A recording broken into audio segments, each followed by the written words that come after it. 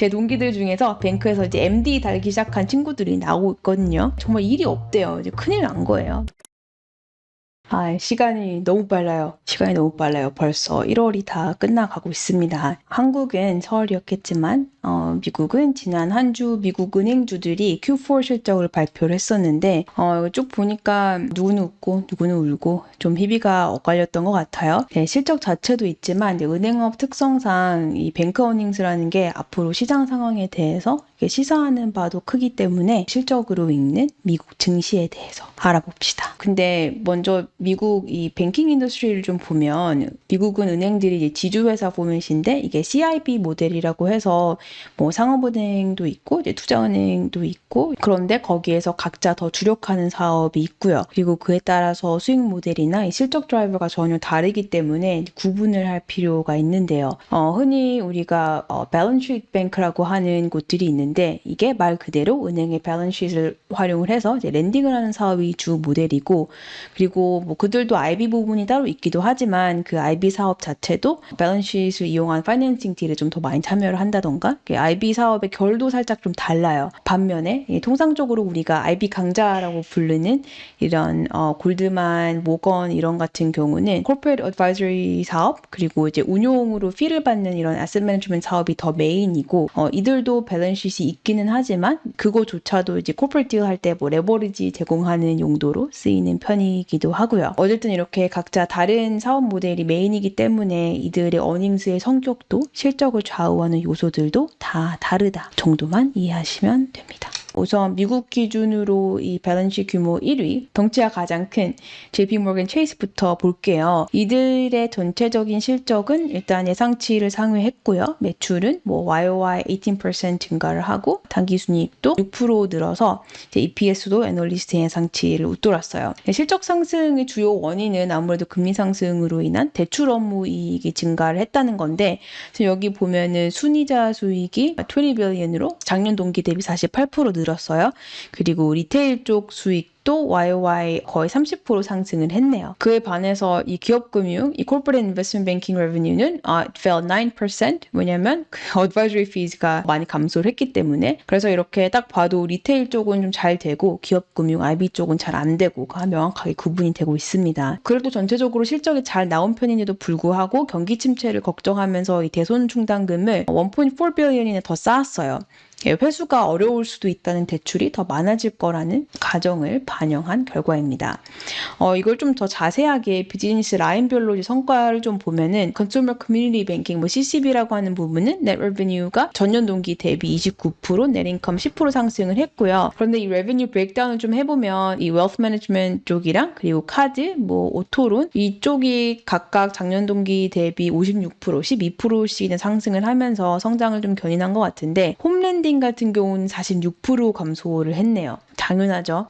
모기지금리가 그렇게 올랐는데 수요가 망할 수밖에. 그리고 아까 1.4 billion씩이나 쌓았다던 충당금은 주로 이 car services 그리고 홈랜딩 부분을 위한 준비인 것 같아요. 이제 아무래도 경기 침체가 실제로 발생할 경우에는 이런 쪽들 대출이 상대적으로 취약한 편이기 때문인데요. 그리고 커머셜 뱅킹 부분을 보면은 예대 마진이 늘어난 덕분에 레베뉴가 30% 그리고 넷인컴 15% 상승을 한 양호한 모습을 보였습니다. 역시 은행은 예대 마진이죠. 리테일 장사하기가 편해졌어요.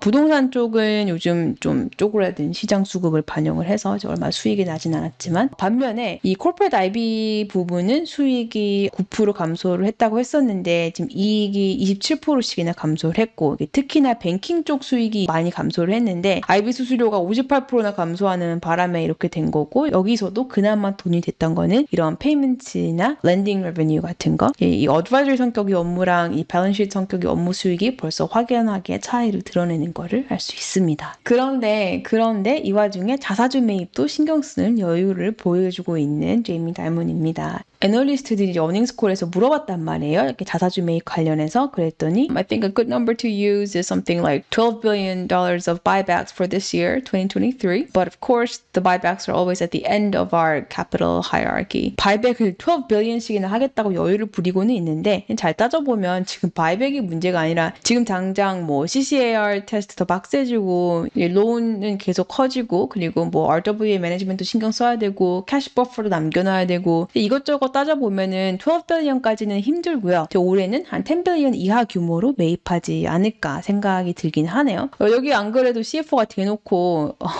buybacks are always at the end of our capital hierarchy라고 했으니까 이미 힌트를 준 것 같기도 한데 아무튼 이 와중에 buyback이라는 걸 멘션을 해준 거를 칭찬합니다. 그럼 미국에서 두 번째로 큰 뱅크 오브 아메리카 이들은 어떨까요? 뭐 그냥 그럭저럭 선방한 것 같아요. 매출 11%, 당기순이익 전년 동기 대비 2% 정도 상승을 했고요. 어쨌든 매출이랑 EPS 모두 예상치를 상회를 했는데 여기 역시도 실적은 이제 금리 상승이 견인을 했습니다. 순이자 수익이 29%씩이나 상승을 해서 이제 14.7 billion이 나왔는데 하지만 여기도 이제 IB 부분, 이제 IB 업무랑 연동되어 있는 비이자 수익 부분을 보면 YOY 8% 하락을 했고요. 이제 IB 수수료 못 받은 거죠. 그리고 아까 JPM처럼 대손 충당금을 추가로 적립을 한 게 보입니다.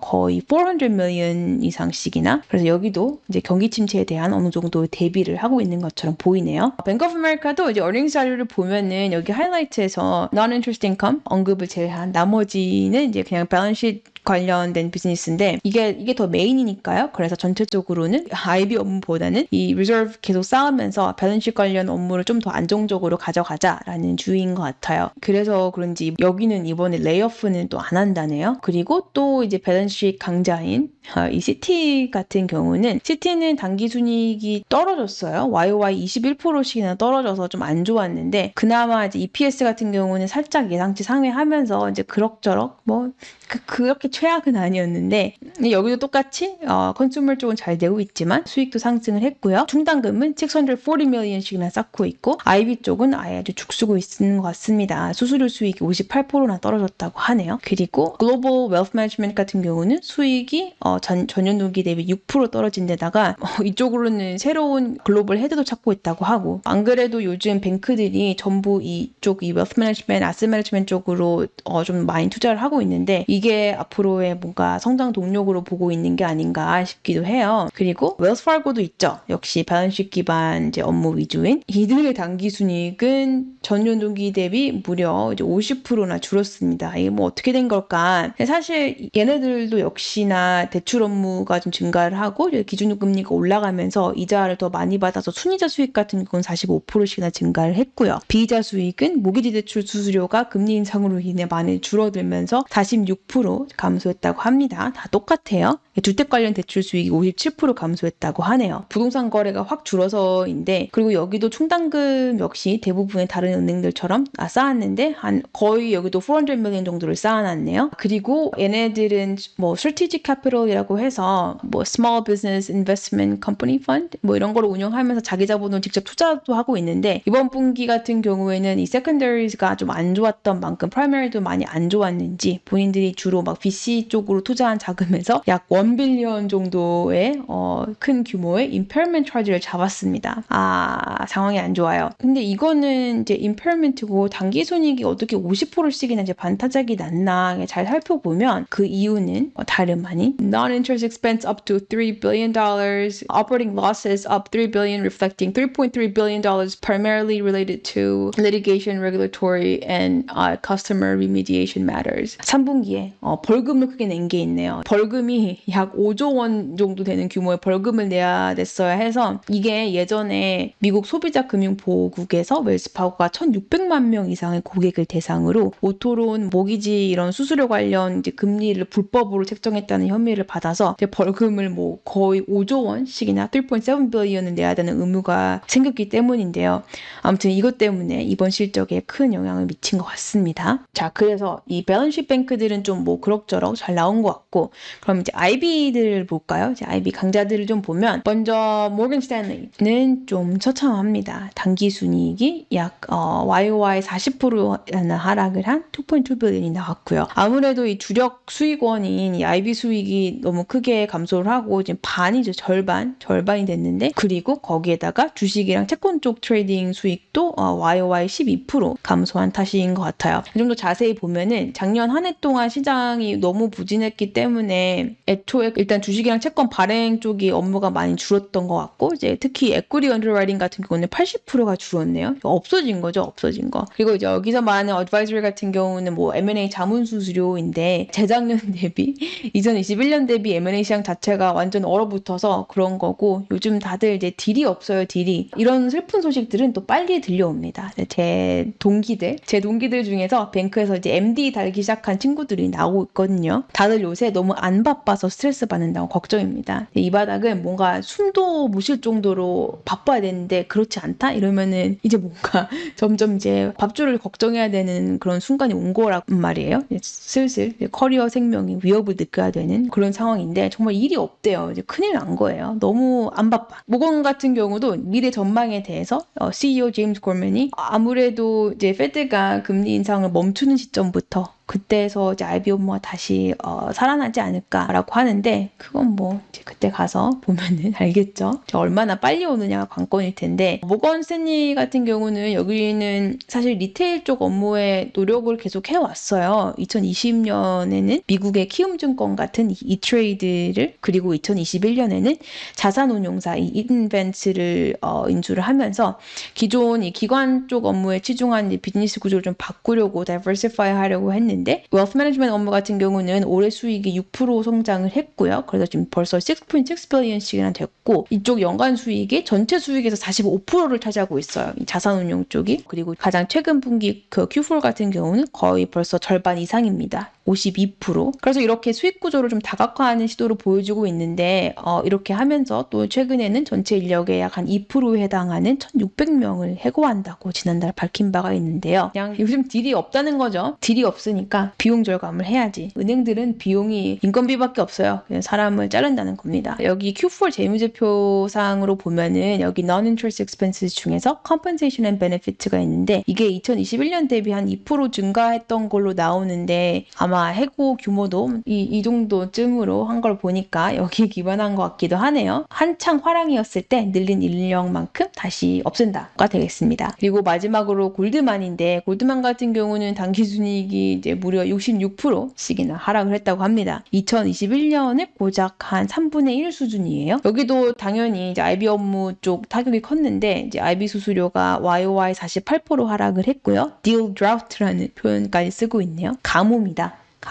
딜이 없어요. 여기는 충당금을 또 $972 million provision for credit losses 거의 전년 동기 대비 한 3배 가까이 되는 규모를 이제 쌓아놓고 있는 것 같은데 그리고 여기다가 최근에는 대규모 감원 바람도 있었죠. 고용 인력의 총 6%에 해당을 하는 약 3,200명 정도를 해고하겠다고 발표를 했었습니다. 여기 CFO가 earnings call에서 한 말을 보면은 이렇게 한 3,200명을 해고함으로써 비용 절감은 $475 million we expect to benefit in 2023. 이게 작년 당기순이익이 1.3 billion이었으니까 꽤 많이 절감이 된 거죠. 사실 좀 많이 절감된 거죠. 역시 장사가 안 될 때는 사람을 자르는 뱅크들입니다. 뭐 당연한 거예요. 그래서 전체적으로 은행들 실적 상황을 좀 보면 일단 크게는 리테일 업무가 좀 괜찮았던 것 같고요. 하지만 그럼에도 불구하고 충당금은 이제 미래에 예견되는 부실 발생을 대비해서 좀 많이 쌓아놓는 모습을 보여주고 있고 트레이딩 같은 경우도 이제 MS 빼고는 다 괜찮은 편이었는데 IB 부분은 이제 하나같이 다 별로였고 아무래도 이 밸런스시트 업무 기반이 큰 뭐 JP Morgan Chase,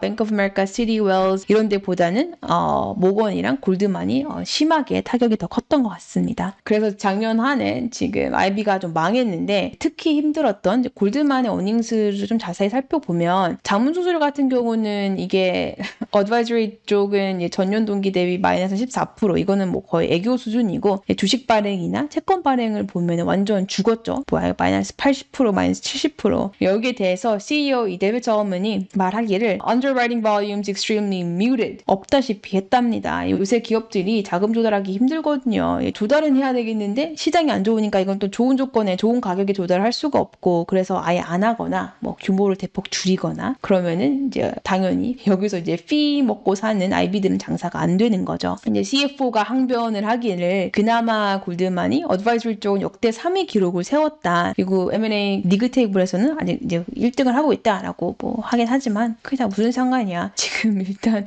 글로벌 M&A 볼륨을 보면은 전체적으로 딜이 전년 대비 엄청 줄었고요. 마이너스 38%. 그리고 특히 하반기에는 자본 조달 비용이 상승을 하고 이제 시장이 전체적으로 안 좋아지면서 은행들이 작년 초나 그 전에 인수하기로 합의됐던 가격보다 훨씬 더 밸류에이션이 떨어지고 있으니까 아예 인수를 중단해버린 사례도 많았단 말이에요. 여러 가지 차원에서 돈을 끌어다가 인수할 만큼의 환경이 조성되지 않았다는 거죠. Significant weakening in sponsor-led deal-making. LBO 시장도 망했었습니다. 거의 무슨 일론 머스크급의 트롤이 아닌 이상 LBO를 할 이유가 없었어요. 사실 작년 같은 경우는. 뎨 파이낸싱 핵심인데 그게 그렇게 비싸졌으니. 그리고 일단 투자은행들이 아예 인수금융 쪽을 안 해버린단 말이에요. 리스크가 너무 커져서. 그리고 이 크레딧 마켓 쪽에서 작년에 너무 뻘짓한 친구들이 많았습니다. 대표적인 예로 이제 트위터 채권이 있는데 예전에 저희 그 일론 머스크 트위터 LBO 영상 기억나시나요? 네, 그때 LBO에 필요한 이 자금 조달에서 이 어마어마한 양의 debt 12.5 billion dollars. 여기에 이 참여한 은행들 리스트를 보세요. 여기 월가 은행들 다 달라붙었었어요, 그때. 네, 이 와중에 리딩뱅크가 모건 스탠리였고. 참고로 모건은 여기는 원래 일론이랑 좀 많이 친합니다. 그리고 이 리스트에 JP 모건이 안 보이는 이유는 제이미 다이먼하고 일론은 사이가 안 좋아요. 수년간 거의 왼수지간이라서요. 다이먼이 일론을 엄청 싫어합니다. 아무튼 한창 조건이 안 좋을 때인데도 불구하고 이제 막 지른 거죠. 나중에 그리고 금리 오르면서 채권 가격 떨어지니까 이거를 이제 떠넘기기도 힘들고 지금 트위터 상황을 보면은 완전 어이없는 투자라고밖에 볼 수가 없는 상황입니다. 이 돈 다 회수 가능할지도 의문인데 일단 저 이 13 빌리언 부채에 대해서 지금 1월 말까지 갚아야 하는 제 만기 도래한 게 300 million이 벌써 오고 있고 1월까지. 그리고 이건 LBO 이전의 그 마지막 공시상의 재무 상태이긴 한데 심지어 지금 트위터는 결손 상태란 말이에요. 레베뉴 같은 경우는 뭐 이때는 이거 찍었지만 딜 클로즈 된 이후로 대형 광고주들 날아가 버린 게 너무 많아서 매출도 이제 이만큼 못 찍을 테고 구조조정을 했으니까 여기 R&D로 잡히는 게 다 이 테크 인력들인데 이쪽에서 좀 많이 떨어지고 뭐 세일즈 앤 마케팅 이것도 다 인건비인데 여기서 또 막 절반 없어졌다고 쳐도 사실 그 영업 자체적인 펀더멘털이 나아지지 않았기 때문에 지금 상황이 되게 안 좋다고 해요. 그래서 딜 전에도 이미 영업 분기 손실이 3억 4천 달러가 넘었었는데 그런데 지금 당장 1월에 영업 손실분만큼의 이 채무 상환 비용이 추가로 집행돼야 되는 그런 상황입니다. 아니 그러게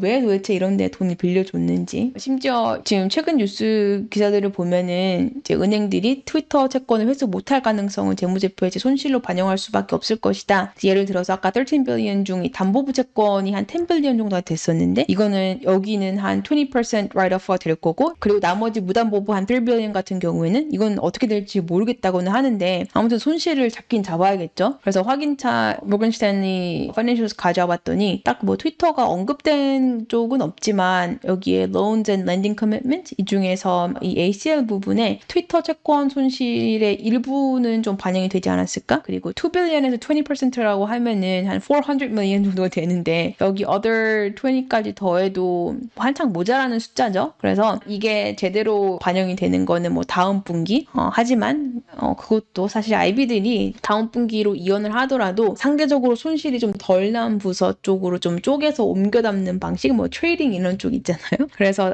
좀 다르게 이제 쪼개서 이게 디스클로즈 할 가능성도 있어요. 그럼 이제 안 보이는 거지. write-off amount 자체를 자기들 마음대로 밸류할 수 있는 여지도 크고요. 이 IB들의 습성상 굉장히 창의적으로 여러 가지 손실분을 감출 수 있습니다. 재무제표에. 그거를 찾아내서 해석하는 게 우리의 일이고요. 어쨌든 IB들은 그렇고 그 데이비 서먼 같은 경우는 지난 10월에 언급을 했었던 이 리스트럭처링을 좀 강조를 하면서 기존에 골드만이 항상 잘해왔던 IB 트레이딩 쪽뿐만이 아니라 온라인 이 컨슈머 뱅킹 이 마켓스를 사용한 웨alth 매니지먼트 그리고 뭐 애플이랑 뭐 신용카드 파트너십도 있었고 뭐 이런 식의 컨슈머 비즈니스 쪽을 통해서 뭔가 대대적인 이 피벗 새로운 이제 성장 동력이 될 거라고 했었는데 과연 그럴 수 있을까 보면은 사실 마켓스 같은 경우는 되게 오랫동안 벌써 애물단지 취급을 받고 있었단 말이에요. 2019년부터 약 3 billion 달러 정도가 손실 중이고요. 그리고 뭐 마켓스 쪽에 갔던 인력들도 이제 비즈니스 잘 안 되니까 다 인력 다 떠나가고 있고 CEO조차도 인정을 하기는 했어요. 컨슈머 쪽 비즈니스를 새로 트는데 뭔가 빨리 많이 정리하려고만 했다라고 좀 자책을 하고 있고 뭐 알긴 안 해요. 그래서 마켓스를 통한 이 신규 대출 업무도 잠시 중단을 한 적도 있고요. 그래서 아무래도 이게 월가에서 기관들 상대로 잘 먹힌다고 리테일한테 잘 먹히는 건 절대 아니다라는 중요한 레슨을 안겨주면서 흑역사를 만들었던 이 골드만의 마켓스 비즈니스였습니다. 다른 경쟁사들은 컨슈머 쪽 잘 뚫었는데 우리는 왜 이러지? 막 하면서 답답할 것 같아요. 아니 그러면은 원래 잘하던 IB나 할 일이지 뭘 이렇게 판을 벌려놨나 싶겠지만 아무래도 이게 컨슈머 쪽 업무가 이 은행주들 요즘 이제 기업 가치에 있어서 좀 꽤나 중요한 의미를 갖고 있는 것 같은 게 골드만 같은 경우는 지금 현재가 기준으로 멀티플이 한 11 정도 된단 말이에요. 그런데 골드만이라는 이제 은행 주식을 밸류에이션을 할 때 보면은 이게 사업 부분별로 이제 시장에서 주는 멀티플이에요. Banking 12 times, Global Market 11 to 12 times, Asset Management 12. 그런데 여기에서 Consumer and Wealth Management가 13.5, 14 정도를 주는 거잖아요. 어떻게 보면은 이 부분은 성장 가능성이 가장 높은 섹터로 시장에서는 이제 밸류에이션을 해주고 이렇게 준 걸지도 몰라요. 은행업 다른 부문들, 사업 부문들 대비 growth 섹터 취급받는 곳이라서 컨슈머 쪽이 그리고 이제 peer companies랑 같이 보면은 멀티플이 일단 보면은 모건 스탠리가 가장 높죠. 15배 주니까 얘네가 제일 비싸고 나머지는 한 10에서 11 이 사이로 다 고만고만해요. 그래서 어떤 특별한 점이 있었을까? 모건이 이 15 times를 받게 되기까지는 아무래도 아까 설명했듯이 모건 스탠리 같은 경우는 컨슈머 그 웨alth 매니지먼트 쪽으로 굉장히 잘 인수를 했었고 아직까지도 잘 이제 운영을 하고 있다는 게 포인트가 될 수 있을 것 같아요. 아마 지금 골드만이 좀 하려고 하는 게 이제 MS가 하는 이런 식의 비즈니스 모델 다이버시피케이션이 아닌가 싶기도 하고 투자은행들이 투자를 못하면 다른 거라도 좀 잘하면서 이들도 나름 살아남아야겠죠.